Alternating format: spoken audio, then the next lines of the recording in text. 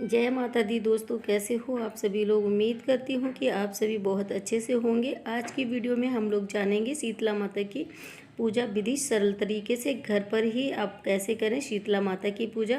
क्या क्या सामग्री लगेगी वो सब भी मैं आप सभी को बताऊंगी वीडियो में, और वीडियो में आप लोग लास्ट तक बने रहिएगा। सर्वप्रथम हम एक चौकी लगा लेंगे, उस पर लाल या पीले रंग का कपड़ा या वस्त्र बिछा लेंगे। उसके बाद माता रानी का कोई भी फोटो प्रतिमा जो भी आपके पास में है वो रख लीजिएगा। उसको हम जल से स्नान करा देंगे। उसके बाद हम एक ठंडे जल का पात्र ले लेंगे, मिट्टी का हो या फिर आपके पास अगर मिट्टी का नहीं है फिर आप तावे आवे का भी ले सकते हैं। और उसमें हमें जो कच्ची मलाई रहती है ना, वो जो जिसे कि हम माखन बोलते हैं, वो पानी के अंदर ज़रूर डालना है। और इस तरीके से देखिए एक आटे का दिया बनाना है और दीप को हमें प्रज्वलित नहीं करना है। और कुछ दालें हमें 7-5 ले लेनी है, जिनको हम मिक्स करके पानी में भिगो के रख लेंगे। आटे की कुछ लोइयाँ बनाकर ले लेंगे, पुष्प ले लेंगे, कलावे को ले लेंगे। वस्त्र स्वरूप में हम समर्पित करेंगे माता रानी को। और यहाँ पर देखिए माला ले लेंगे, फूल ले लेंगे। और बासी खाना जो भी आप अगर अष्टमी की पूजा कर रहे हैं, कहीं कहीं पर इसे सोमवार के दिन किया जाता है, कहीं कहीं पर इसे गुरुवार के दिन किया जाता है, और कहीं कहीं पर इसे सप्तमी और अष्टमी के दिन किया जाता है।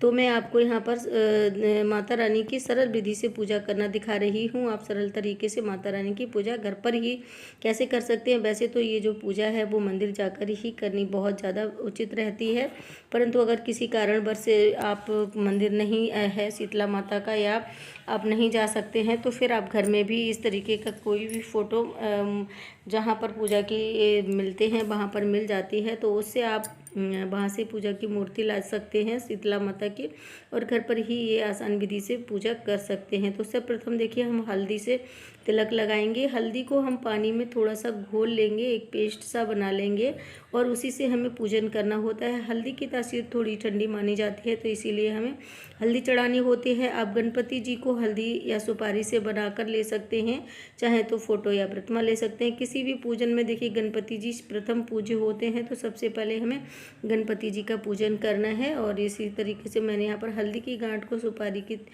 हल्दी की गांठ को गणपति जी मानकर यहाँ पर पूजन करा है। उसके बाद में हम कलश में स्वास्तिक बना देंगे।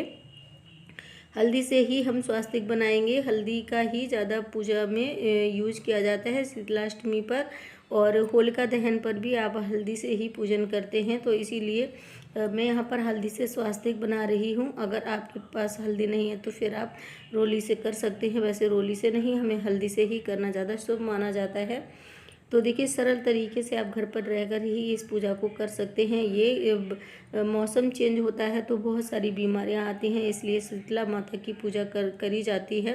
शीतला माता के 4 हाथ होते हैं, जिसमें एक हाथ में झाड़ू होता है, एक में पानी का कलश होता है, एक में सूप होता है, और एक में नीम की डाली होती है। तो आप माता रानी को नीम भी ज़रूर चढ़ाएं, क्योंकि इस बदलते मौसम में खसरा, छोटी माता, बड़ी माता से बच्चों को बहुत ज़्यादा प्रॉब्लम हो जाती है। तो उसी की वजह से हम लोग ये सारी चीज़ें जो है माता रानी को समर्पित करते हैं, और माता रानी से प्रार्थना करते हैं अपने बच्चों की, अपने परिवार के सदस्यों की सुरक्षा के लिए, कि माता रानी उनको ठीक रखें, सही सलामत रखें। तो इसीलिए ये पूजा करने का बहुत ही ज़्यादा महत्व होता है। और आपके पास में अगर नीम की डाली हो तो माता रानी को वो भी समर्पित करें। बिनौले ज़रूर चढ़ाए जाते हैं पूजा में, हालांकि मुझे यहाँ आज नहीं मिल पाए हैं, तो बिनौले ज़रूर चढ़ाना बहुत ही आवश्यक होता है। कहीं कहीं पर मीठा खाना बनाया जाता है, मीठे पूड़े बनाए जाते हैं। जैसे भी आपके यहाँ पर होता हो आप उस प्रकार से करें। माता रानी को सुहाग की 2-4 चीज़ें अवश्य समर्पित करें।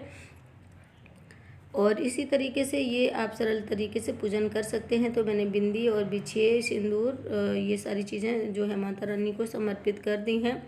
तो इस प्रकार से आप अपना पूजन कर सकते हैं। फल चढ़ा सकते हैं। भगवान गणपति जी को मैंने सेब का भोग लगा दिया है, और माता रानी के लिए मैंने यहाँ पर जो भोग घर में बनाया है वो चढ़ाऊँगी। और एक सिक्का लेकर और एक हाथ में फूल लेकर आप अपने व्रत का संकल्प लें और माता रानी को समर्पित कर दें। अगर आप व्रत कर रहे हैं और अगर खाली पूजन भी कर रहे हैं तो भी आप हाथ में पुष्प और सिक्का रखकर अब माता रानी की कथा सुनेंगे। और यहाँ पर देखिए मैंने माता रानी को नीम की टहनी भी चढ़ाई है। और अगर आपके पास में जो होली पर बड़कुल्ले जलाए जाते हैं उनकी माला है तो वो ज़रूर समर्पित करें। मेरे यहाँ पर इस बार जो है बड़कुल्ले थोड़े से कम बन पाए थे, मुझे नहीं मिल पाया था गोबर, तो उस हिसाब से मैंने होली पर ही चढ़ाने के लायक बना पाए थे। आप बड़कुल्ले चढ़ाएं, बड़कुल्ले की माला चढ़ा सकते हैं।